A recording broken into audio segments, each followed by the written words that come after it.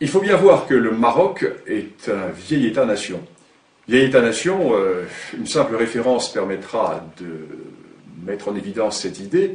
Quand Hugues Capet est élu roi de France en 987, la monarchie marocaine a déjà quasiment 2 siècles d'existence. Donc c'est un vieux royaume, un vieil empire, et ce vieux royaume, ce vieil empire, a été très largement amputé pendant la période coloniale.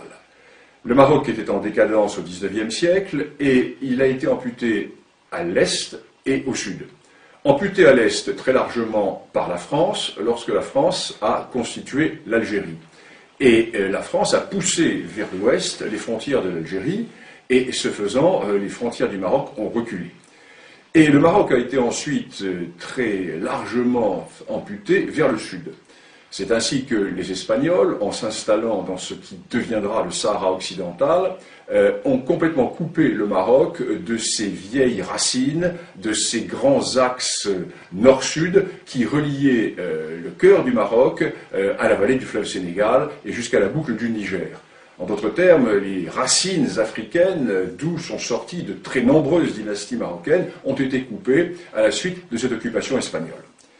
Et lorsque l'indépendance du Maroc a été reconnue par la France et par l'Espagne, en 1956, le Maroc s'est retrouvé dans ses frontières coloniales.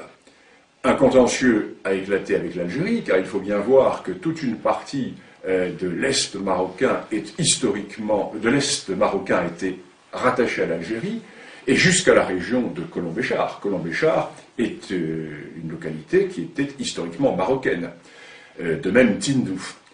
Et restait au Maroc à récupérer toute la partie sud qui était territoire espagnol, Sahara occidental.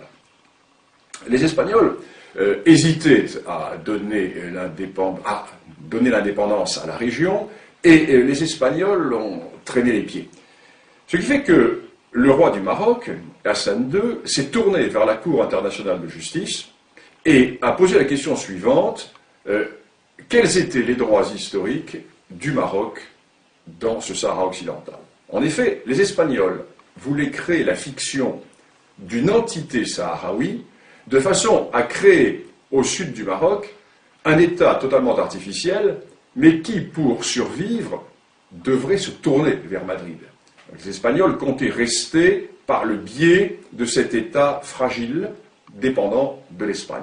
Quant à l'Algérie, qui a toujours nourri une certaine, je ne dirais pas une certaine jalousie, le terme serait trop fort, mais une certaine envie vis-à-vis du Maroc. Pourquoi? Nous sommes là au cœur de la grande question du Maghreb. Il y a un État-nation dans le Maghreb, c'est le Maroc. La Tunisie également. Mais l'Algérie n'a jamais existé. L'Algérie est une création française. Lorsque la France arrive en Algérie, l'Algérie est une dépendance turque, totalement dissociée. Historiquement, il n'y a pas de nation algérienne.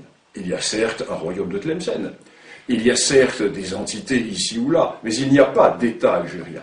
Et l'Algérie a toujours nourri vis-à-vis du Maroc une sorte de complexe d'infériorité.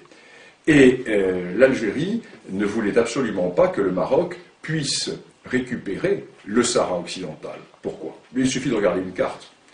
L'Algérie est un État accroché au littoral méditerranéen du nord de l'Afrique, avec un énorme appendice qui s'avance vers le sud, à travers le Sahara, appendice totalement artificiellement rattaché à l'Algérie par le général de Gaulle, alors que le Sahara n'a jamais été algérien, puisque l'Algérie n'a jamais existé.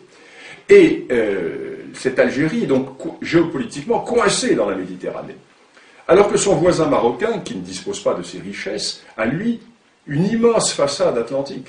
Et la récupération du Sahara occidental fait que le Maroc se retrouve avec plusieurs milliers de kilomètres de littoral atlantique, ce qui fait que le Maroc est totalement tourné vers le grand large. Le Maroc est totalement tourné vers cet océan des grands contacts océaniques. Ce qui fait que l'Algérie se trouve coincée dans cette Méditerranée, qui est un lac. Il suffit de fermer le détroit de Gibraltar, et la Méditerranée est totalement asphyxiée. Tandis que le Maroc, lui, n'a pas cette géopolitique de l'enfermement. Le Maroc est tourné vers le grand large. Donc, l'Algérie va soutenir la position espagnole, qui est de créer une entité artificielle, un État artificiel sahraoui, qui permettrait à la fois à l'Algérie d'avoir une sorte de débouché vers l'Atlantique, et qui permettrait au Maroc de maintenir, à l'Espagne, pardon, de maintenir une certaine position dans la région.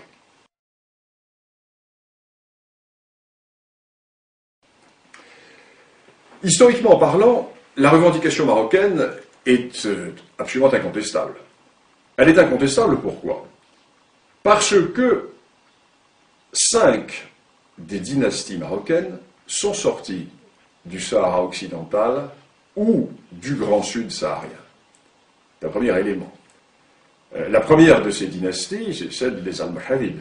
Les Almohavides qui vont du fleuve Sénégal jusqu'au centre de l'Espagne constituaient ce que l'on a appelé l'empire des deux rives, qui était un empire marocain. Je ne vais pas rentrer dans le détail des dynasties marocaines, mais la plupart des dynasties viennent du Grand Sud. Deuxième élément, nous avons les réalités qui étaient les réalités économiques et politiques. Toute la vallée du fleuve Sénégal, la vallée du fleuve Niger, la boucle du Niger, était tournée vers le Maroc. N'oublions pas qu'au XVIe siècle, Tombouctou était une ville marocaine. La prière à Tombouctou était dite au nom du sultan du Maroc. Le pachalik de Tombouctou était un pachalik marocain. N'oublions pas également que les grandes routes transsahariennes qui permettaient de mettre en relation le monde ouest-africain avec le monde méditerranéen étaient sous contrôle marocain et aboutissaient dans les grands marchés du sud du Maroc. Nous avons toutes ces réalités qui font que lorsque le roi Hassan II a déclaré qu'en récupérant le Sahara occidental, le Maroc renouait avec les racines d'un arbre dont les feuillages sont tournés vers la Méditerranée, le roi du Maroc avait une image qui était très belle et qui était tout à fait réaliste et qui montrait bien ce qu'était cette réalité. Alors le problème est que en Europe, nous avons toujours cette vision européocentriste, européocentrée, et nous avons également la déformation de l'histoire immédiate. Il est évident que dans les années 1890, lorsque se posa la question marocaine, le Maroc était en état de décadence, en état profond de décadence, et il n'était pas en mesure d'exercer sa souveraineté sur l'ensemble de ces territoires du Sud. Et nous avons cette vision qui est une vision du XIXe siècle. Or, la véritable réalité politico-historique et géopolitique de cette région est largement antérieure au XIXe siècle.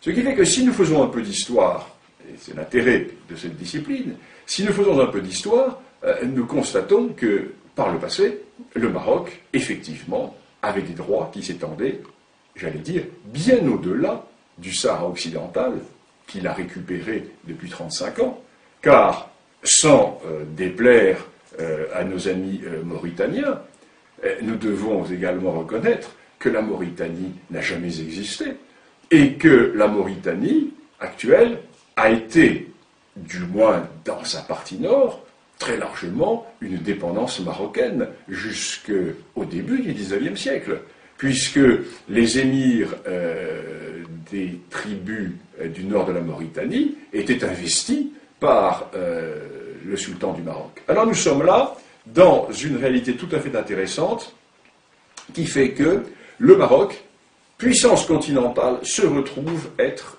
une puissance maritime. Et tout le cœur de la question repose à Alger. Car il n'y a de question du Sahara occidental que parce que l'Algérie n'accepte pas, elle n'ose pas le dire ouvertement, tout simplement parce que l'Algérie n'accepte pas de voir que son voisin occidental, que son voisin marocain, se retrouve doté d'atouts géopolitiques considérables qui vont faire, dans le siècle à venir, le Maroc va avoir un rôle tout à fait déterminant dans la géopolitique de cette partie de l'Afrique, alors que l'Algérie, en dépit de ses richesses découvertes par la France au Sahara, n'est qu'un État enclavé dans cette Méditerranée qui n'est qu'une sorte de grand lac Léman par rapport à cet océan Atlantique qui est la mer de contact avec tous les océans du monde.